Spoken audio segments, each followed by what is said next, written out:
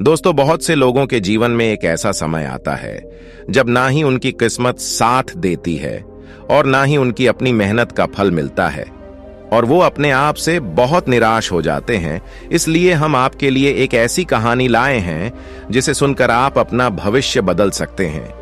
तो चलिए कहानी शुरू करते हैं। दोस्तों, एक बार की बात है, महात्मा बुद्ध के शिष्य आनंद कहीं जा रहे थे। रास्ते में उन्होंने देखा कि एक अधेड़ व्यक्ति एक चट्टान पर बैठा रो रहा है। वे उसके पास गए और बोले, क्या बात है वत्स, तुम कौन हो और क्यों रो रहे हो? आनंद की बात सुनकर उस व्यक्ति की सिसकियां थम गईं। वह अपने आंसुओं पोंछता हुआ बोला, मैं पास के गांव का रहने वाला एक बदनसीब व्यापारी हूं। मैं जो भी काम करता हूं वह बिगड़ जाता है। व्यापार के चक्कर में मैंने अपनी पत्नी के गहने गंवा दिए, मैंने अपने परिवार को भी खो दिया, यहां तक कि मेरा घर भी गिरवी पड़ा है। मुझे तो लगता है कि मैं किसी काम का नहीं हूं, मेरी किस्मत ही खराब है। उसकी बात सुनकर आनंद बोले, तुमसे किसने कहा वत्स कि तुम्हारी किस्मत खराब है? जरा मैं भी तो जानूं कि तुम्हारी किस्मत में क्या खराबी है। वह व्यक्ति बोला, पहले मैं खेती करता था, पर हर साल उसमें घाटा होता था। कभी सूखा पड़ जाता तो कभी ज्यादा बारिश के कारण फसल बर्बाद हो जाती। इससे परेशान होकर मैंने व्यापार करने का निश्चय किया। मैंने पत्नी के गहने बेचकर अपना व्यापार शुरू किया, लेकिन मेरा व्यापार नहीं चला। शुरू में परिवार वालों ने मेरा साथ दिया, लेकिन जैसे जैसे मुझे नुकसान होने लगा, मेरे परिवार वाले भी मुझसे दूर हो गए। मैं यह सब उनके लिए ही कर रहा था, लेकिन अब वे लोग मुझे देखकर नजरें फेर लेते हैं और मुझे ही मेरे परिवार की दुर्दशा का जिम्मेदार ठहराते हैं। उस व्यक्ति ने एक लंबी सी सांस ली और फिर बोला, मेरा एक मित्र है, उसने भी मेरे साथ अपना व्यापार शुरू किया था। उसका व्यापार अच्छा चल रहा है। वह जब भी मेरे घर आता है तो अपनी सफलता की कहानियां सुनाता है। उसकी बातें सुनकर मेरे घर वाले भी कहते हैं कि उसे देख और कुछ सीख। हमें तो लगता है कि तेरे वश का कुछ भी नहीं है। उन लोगों की बातें सुनकर अब तो मुझे भी लगने लगा है कि शायद मेरे वश का कुछ भी नहीं है। अब तो मुझे अपना जीवन ही व्यर्थ लगने लगा है। मेरे मन में ख्याल आता है कि अपना जीवन समाप्त कर लूं। मैं यहां आया भी इसी इरादे से था, लेकिन हिम्मत नहीं कर पाया, इसीलिए यहां एकांत में बैठा विलाप कर रहा था। आनंद बोले, ओह, तो ये बात है।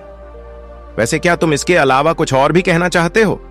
उनकी बात सुनकर वह व्यक्ति बोला, एक और मेरा हर काम खराब हो जाता है, दूसरी ओर मेरा मित्र है जो हर समय मुझे नीचा दिखाने का प्रयत्न करता रहता है।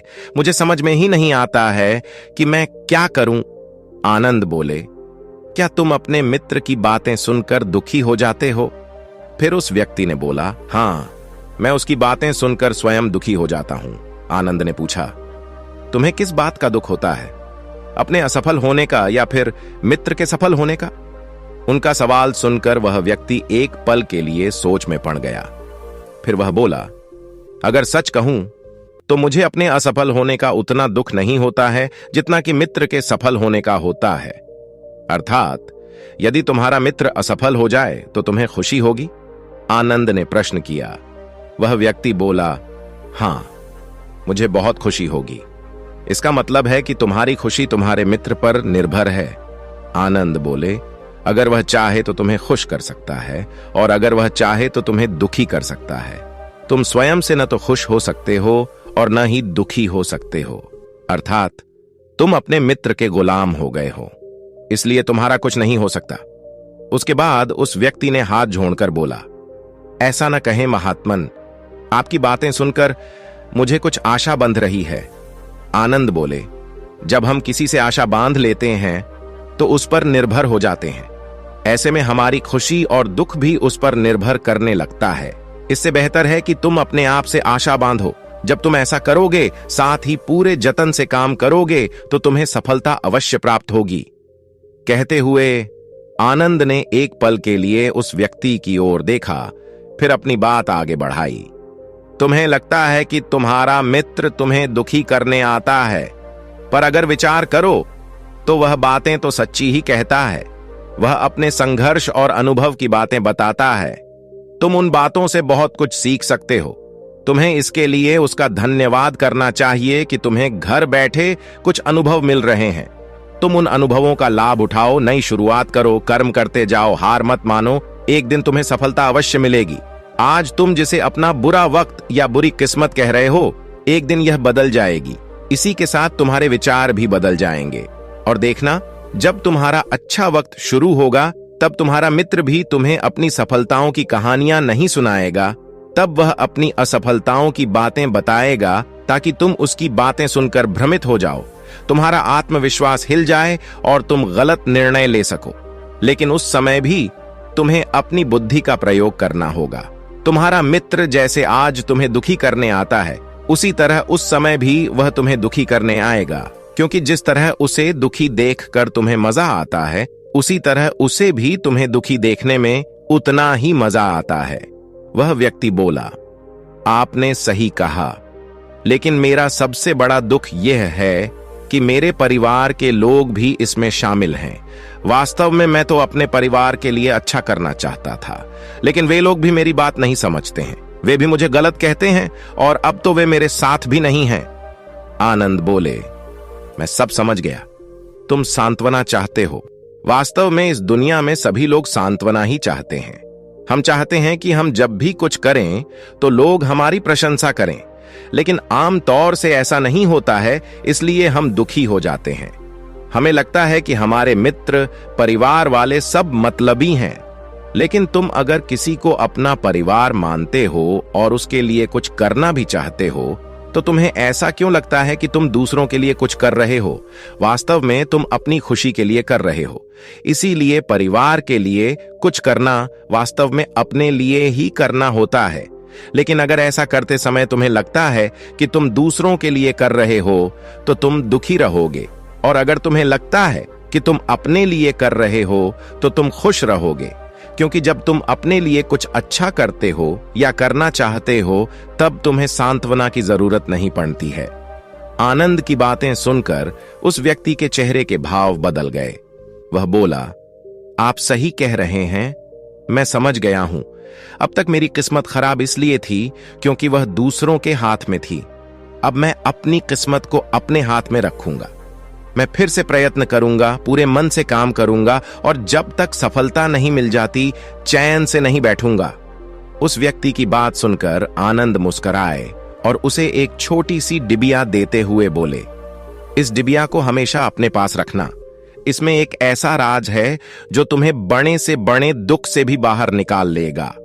लेकिन इसे तभी खोलना जब तुम्हारे जीवन में कोई रास्ता न सुझाई दे और तुम्हें लगे कि सब व्यर्थ है, ये दुनिया व्यर्थ है और यहां रहना भी व्यर्थ है। उस व्यक्ति ने आनंद को धन्यवाद दिया और डिबिया को लेकर चला गया। उसने नए उत्साह के साथ फिर से अपना व्यापार आरंभ किया। उसका व्यापार चल निकला। अपनी मेहनत और लगन के बल पर वह एक बड़ा व्यापारी बन गया। परिवार वाले भी उसके साथ आ गए और उसका जीवन हंसी खुशी बीतने लगा। अब वह बीते हुए समय का रोना छोड़ चुका था और वह भविष्य की भी चिंता नहीं करता था। बस अपने वर्तमान को संवारने में लगा रहता था, और जो कुछ भी वह करता था वह अपने लिए करता था, अपनों के लिए करता था। इसलिए वह प्रसन्न था। उसके जीवन में अब कोई दुख नहीं था। लेकिन वक्त हमेशा एक जैसा नहीं रहता है, वह बदलता रहता है। उसके जीवन में भी बदलाव आया। एक दिन उसके राज्य पर पड़ोसी राजा ने चढ़ाई कर दी। उसने इस राज्य पर अपना कब्जा कर लिया। उसके सैनिकों ने चारों ओर लूट मार मचा दी। उन्होंने व्यापारी का सारा धन लूट लिया, उसके घर में आग लगा दी। जान बचाने के लिए उसे अपने परिवार के साथ वहां से भागना पड़ा। वह व्यक्ति अपने परिवार के साथ कई दिनों तक इधर उधर भटकता रहा। वह दाने दाने को मोहताज हो गया। उसका बच्चा बीमार हो गया। इलाज के अभाव में वह तड़पने लगा। यह देखकर उसका हृदय चीत्कार कर उठा। वह कैसे अपने बच्चे का इलाज कराए? उसके पास तो खाने के लिए भी पैसे नहीं थे। ऐसे में उसे एक बार फिर निराशा ने घेर लिया। उसे लगने लगा कि उसका जीवन व्यर्थ है, सारी दुनिया व्यर्थ है, किसी भी बात का कोई मतलब नहीं है। भले ही आप जीवन में कितना भी कुछ कर लो, कितनी भी सफलता हासिल कर लो, पर अंततः यह जीवन समाप्त ही होता है। तो फिर ऐसे में जीवित रहने का क्या फायदा? इससे तो अच्छा है कि वह अपना जीवन समाप्त कर ले। लेकिन तभी उसके दिमाग में आनंद की दी हुई डिबिया याद आई। उसने उत्सुकता के साथ उसे खोला। डिबिया के भीतर एक पर्ची रखी हुई थी। पर्ची पर कुछ लिखा हुआ था। उसे पढ़कर उसकी आंखों के आगे छाया निराशा का अंधेरा छा गया और वह मुस्कुरा पड़ा। पर्ची पर लिखा हुआ था, यह समय भी बीत जाएगा। उसने डिबिया को अपनी मुट्ठी में भींच लिया और एक नई शुरुआत के लिए उठ खड़ा हुआ। दोस्तों, अगर आप भी ऐसी ही परिस्थिति से गुजर रहे हैं तो निराश न हो। अपने अतीत पर शोक मत करें, न ही भविष्य की चिंता करें। अपने चल रहे समय को जिएं और उसे बेहतर बनाने के लिए सच्चे मन से प्रयत्न करें। यकीन जानें, जल्दी ही आपकी किस्मत भी बदलने वाली है। तो दोस्तों, उम्मीद है कि आपको इस वीडियो से कुछ अच्छा सीखने को मिला होगा। इसलिए अगर वीडियो पसंद आया हो तो वीडियो को लाइक करके चैनल को सब्सक्राइब कर लीजिएगा ताकि हमारे सभी अच्छे वीडियो आप तक तुरंत पहुंचे।